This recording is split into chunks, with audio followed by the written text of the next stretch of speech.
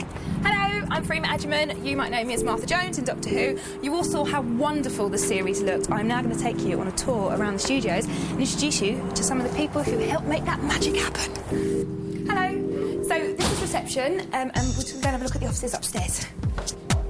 Now, when I'm here, I spend most of my time on set, so I don't know exactly what goes on in every single one of these offices, but let's go and have a nosy anyway.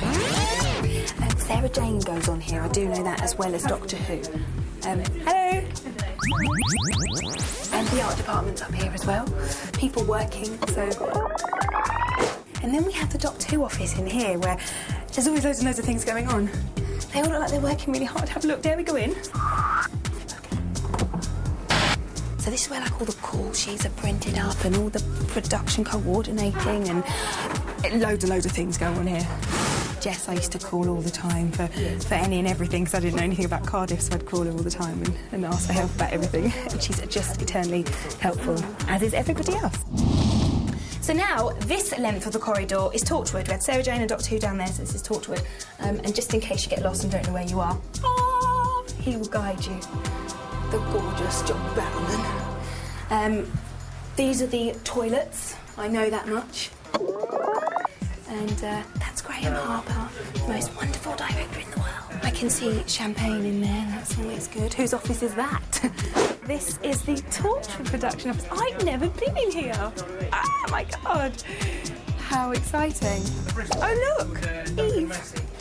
Picture of Eve with her Welsh BAFTA. Right, so now let's head on downstairs and have a sneaky peek at the studio. So this is the Blue Box Cafe, where obviously you can get things to eat and drink, but at the moment what's going on is a production meeting for the Christmas special, so we can either earwig or just ask Bill. What is going on, please? Well, today is the second day of recce's, and recce's are basically where we all get on a bus, all the heads of department get on a bus, and we go around all the different locations and sets that we're going to film in across the next block of episodes. So we've just spent 2 days doing that. At the end of that, we all sit down and have a great big meeting, all the heads of department, all the special effects people, the stunt people, everybody who's going to be involved in the shoot, and we just talk through the whole schedule, day by day by day, scene by scene by scene. So we're not standing there on the day really saying, oh, where's that monster, or where's that bit of green screen, or where are we putting the camera. We have to try and work out as much as we can in advance. We're standing outside Studio 6 here. And they're building the first set that we'll shoot on in 4 days' time, on Monday. I'm a little bit taken aback at how little has been done here. It has to be said, given that we're all going to be standing on there filming. That particular set? Oh my God! This is 2 ends of a bridge that the characters have to cross. They have to get from A to B across a bridge that spans a big chasm. The whole thing is surrounded by green screens, so that then the mill can paint in all the chasm that's around them and the big dangerous drop that's underneath them. By the time you see it in the Christmas special, it's going to feel pretty dangerous. Of course, I cannot wait to see it. Honestly, it's so amazing. I know, and it's going to be strange because you're not in this one. Yeah, but I'm still in this one. So I mean, it's strange for us, but it'll be strange for you too. So I'm going to go have this meeting. Do some work, my darling. Nice to see you. Absolutely adorable to see you. Lots of love. Thank you, baby. Bye. Bye. Let's just go and have a look. Come.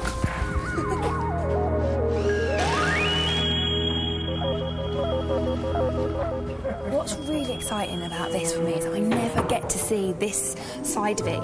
Literally, you walk onto a new set and it's just all there and beautiful and done up. And I've often said, who are the people that do this? Because I've never met the construction guys, and they say they're like little elves in the night. They just do all the amazing work and then flitter off before we ever get there. So this is a really fun behind-the-scenes moment for me as well.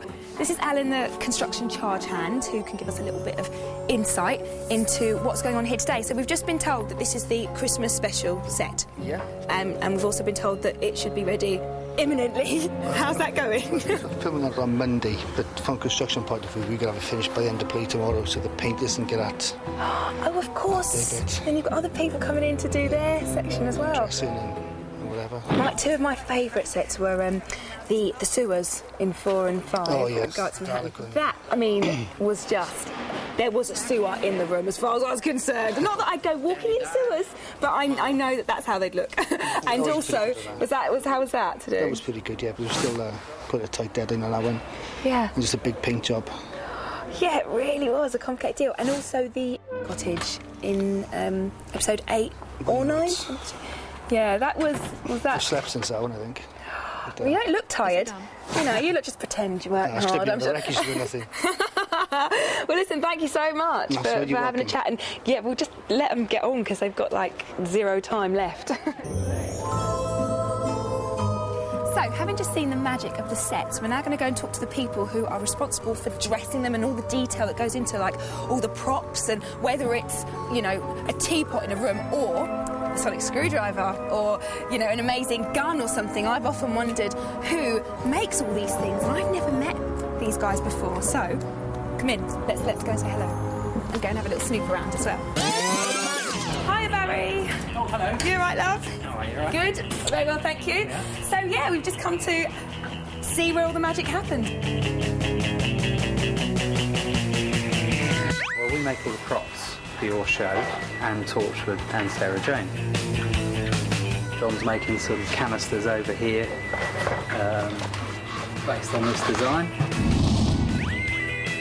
And I've got a day to make this beastie there. A day to make it. Yeah. Oh, the pressure's on in every department, isn't it? It usually is. These are the Titanic rings that you saw at the end of the last series. Sure. You know, we're making a few more of those. We make a lot of guns, so there's some over here we've just done for Torchwood marketing.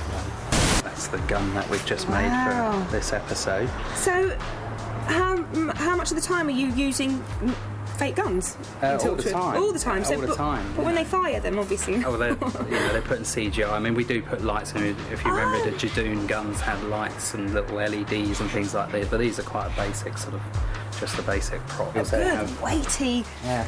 We also have one of these, which you probably recognise. Thank you. Oh, is that from the Daleks in Manhattan? That's right. Yeah, the Tommy gun. We made 21 of these. We made this Dalek here. This was completely from scratch. It's the new version of the Dalek, in as much as it divides, so they can get it through doors now when they take it on set.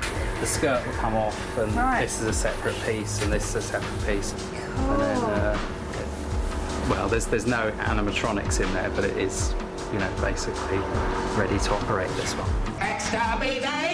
You're revamping Sonic or something, are you? I've heard. Yeah, Nick's been re-machining it. There's an old body there.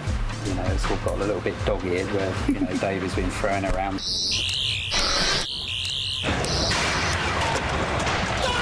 Doctor? Sorry. We are in the process of just revamping it. And it's this little LED in there. And so that's just got to be painted now with crackle greys put on and what have you. As you can see, every inch of this studio is used for something or other. You might recognise this little bit of set behind me. It's from Totally Doctor Who, but the show's finished now, so it's all closed up. But just a stone's throw away in this direction, you won't believe what we've got through there. Ta-da! It's the outside of the TARDIS, which looks like a great big tortoise.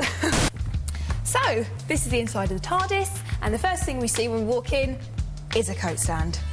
Bit random because the Doctor never actually uses it.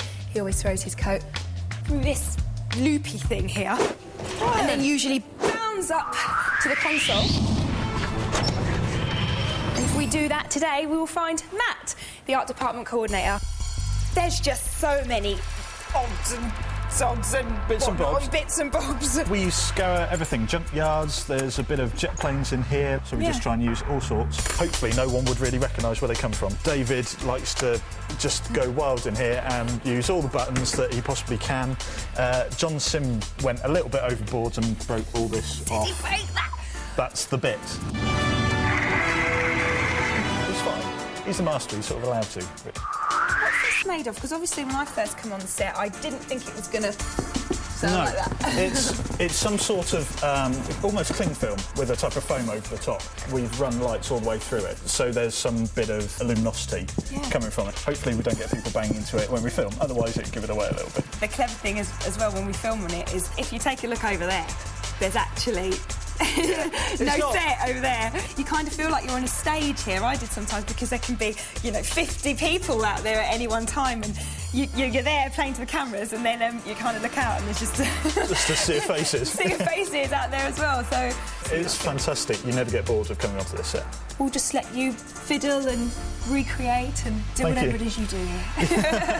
Thanks very much. See you later. Cheers, Matt.